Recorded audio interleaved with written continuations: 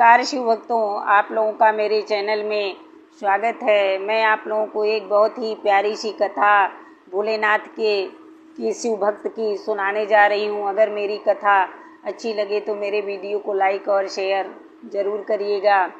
अब कथा पर चलते हैं। कथा बहुत ही सुंदर है। किसी गांव में एक ब्राह्मण रहता था। ब्राह्मण भोलेनाथ का परम भक्त था और भोलेनाथ की पूजा पाठ बड़े सच्चे मन से करता था। एक बार क्या होता है कि ब्राह्मणी जो थी वह भी अच्छी थी और वह कुछ लोगों के घरों में कुछ काम करके अपने आय का साधन जुटा लेती थी। ब्राह्मण के भोलेनाथ में इतनी सच्ची भक्ति देख करके ब्राह्मणी बहुत प्रसन्न हो जाती थी। क्रोध तो आता था लेकिन चाह करके कुछ कह नहीं पाती थी। ब्राह्मण आए दिन भोलेनाथ के मंदिर में जा करके उनकी पूजा पाठ सेवा भक्ति बहुत ही श्रद्धा से करते थे। एक बार क्या होता है कि ब्राह्मण को मंदिर पर चढ़ावा कुछ कम चढ़ने लगता है और घर के मूल साधन जुटाने में भी दिक्कत होने लगती है।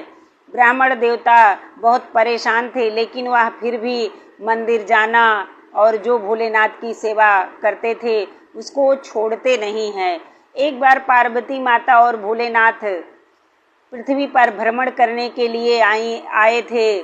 पार्वती माता जब उस ब्राह्मण को देखती हैं तो भोलेनाथ से कहती हैं, प्रभु यह ब्राह्मण आपका तो परम भक्त है लेकिन यह इतने कष्ट में क्यों है, आप इसकी मदद क्यों नहीं कर रहे हैं। भोलेनाथ बोलते हैं कि मदद इसके भाग्य में धन नहीं है।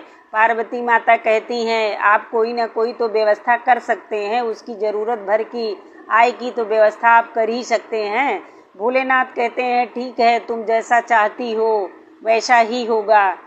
इसके बाद बाबा और पार्वती माता दोनों लोग बात करने लगते हैं कि अगर यह अपने जितने बेलपत्र हैं किसी को बेच दे तो यह जितने बेलपत्र हैं यह सब बोरी में उठा करके भर के रख दे तो ये सारे बेलपत्र सोने के हो जाएंगे, मोहरे हो जाएंगी। इसके बाद जो है यह बात उधर से एक सेठ निकल रहा था, वह पेड़ की आड़ में छुप करके सुन लेता है तो वह पंडित जी के पास जाता है और कहता है कि आप जितने पैसे चाहिए आप ले लीजिए लेकिन ये सारे बेलपत्र जितने चढ़े हैं मुझे दे दीजिए।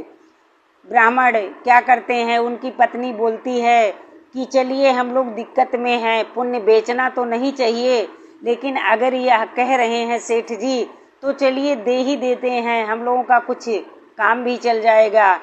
पंडित जी एक बोरा बेलपत्र भर के साहूकार को दे देते हैं।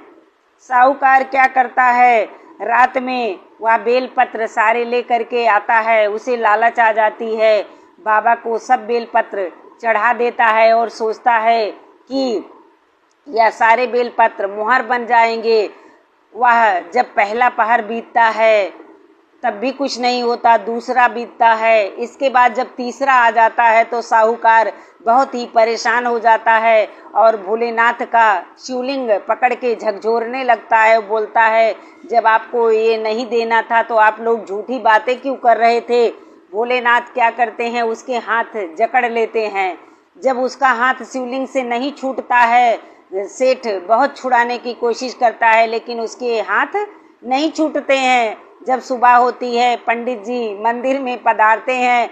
भोलेनाथ पंडित जी देखते हैं कि सेठ का हाथ तो शिवलिंग से छूट ही नहीं रहा है तो मूर्ति से आवाज़ आती है कि तुम अभी जो है ब्राह्मण को 1000 और मोहरे दोगे तभी तुम्हारा हाथ छूटेगा। सेठ भी ब्राह्मण भी इस आवाज़ को सुनते हैं, मूर्ति चुप हो जाती है। इसके बाद सेठ जी ब्राह्मण से बोलते हैं कि आप जल्दी से मेरे घर पर सूचना दीजिए और मेरे बेटे से 1000 मोहरे लेकर आने के लिए बोलिए जिससे मेरा हाथ जल्दी से छूट जाए। पंडित जी बेचारे क्या करते, सूचना दिलवाते हैं। उनका बेटा 1000 मोहरे लेकर के आता है और पंडित जी को देता है। उसके बाद सेठ जी का हाथ छूट जाता है। भोलेनाथ कहते हैं मेरे पास पैसा कहाँ रहता है, धन दौलत कहाँ रहती है, लेकिन मुझे अपने भक्त की सेवा किसी न किसी तरह से करनी ही पड़ती है। पार्वती माता भोलेनाथ से कहती हैं क्या ब्राह्मण की सहायता आपने कर दिया? भोलेनाथ बोलते हैं ब्राह्मण की सहायता हो गई है, तुमने कहा और मैं आपकी बात नहीं मानता। मैंने ब्राह्मण की सहायता एक तरीका निकाल करके कर दिया। पार्वती माता बहुत खुश होती हैं और बोलती हैं उसकी पत्नी भी कितनी अच्छी थी, आपने यह बहुत अच्छा काम किया। ब्राह्मण आपकी सेवा भक्ति करता है और अब वह सुखी हो गया है। मुझे भी बहुत ही प्रसन्नता हो रही है। हर हर महादेव, जय पार्वती मैया। जैसे पार्वती माता भोलेनाथ ने उस ब्राह्मण की सहायता किए, वैसे सभी भक्तों पर अपनी कृपा दृष्टि बनाए रखें। संसार के सभी प्राणियों को सुख प्रदान करें। हर हर महादेव, जय पार्वती मैया, जय भोले।